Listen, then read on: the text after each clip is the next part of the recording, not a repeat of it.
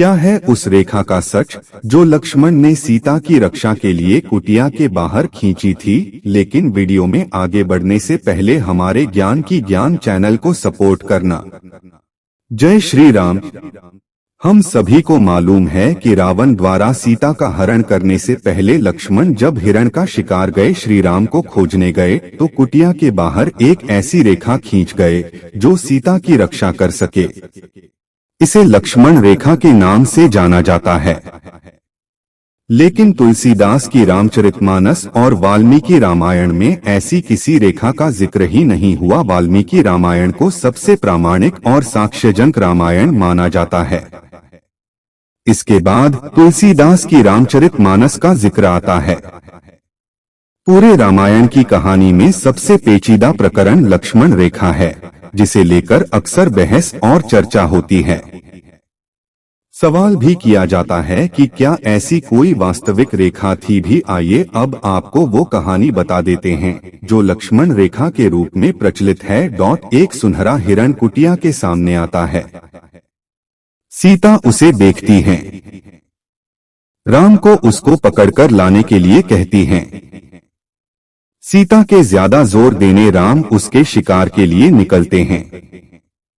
दरअसल मारीच नाम का राक्षस हिरण का रूप धरकर आता है। जब राम उसका शिकार कर लेते हैं तो मरते समय में मारीच राम की आवाज में लक्ष्मण और सीता का नाम लेकर रुदन करता है। ये सुनकर सीता लक्ष्मण को भाई की मदद के लिए जाने को कहती हैं। शुरू में लक्ष्मण नहीं जाना चाहते, लेकिन जब जाते हैं तो कुटिया के बाहर एक रेखा खींच कर जाते हैं।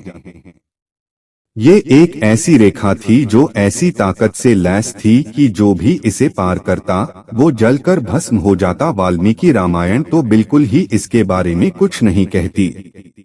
रामचरितमानस में भी इसका सीधा जिक्र नहीं है, बल्कि रामचरितमानस के लंका कांड में इसका उल्लेख रावण की पत्नी मंदोदरी द्वारा किया गया है। वाल्मीकि रामायण का आरण्यक कांड के 45वें सर्ग में इस घटना का विस्तार से वर्णन किया गया है। इसमें कहा गया कि सीता के नाराज होने पर जब लक्ष्मण बड़े भाई की तलाश में निकल गए।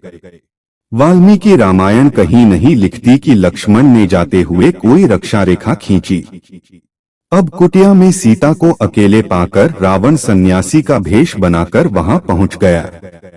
वाल्मीकि रामायण आगे लिखती है कि सीता ने सन्यासी के रूप में आए रावण को बैठने के लिए आसन दिया, फिर पैर धोने का जल दिया, फिर फल आदि।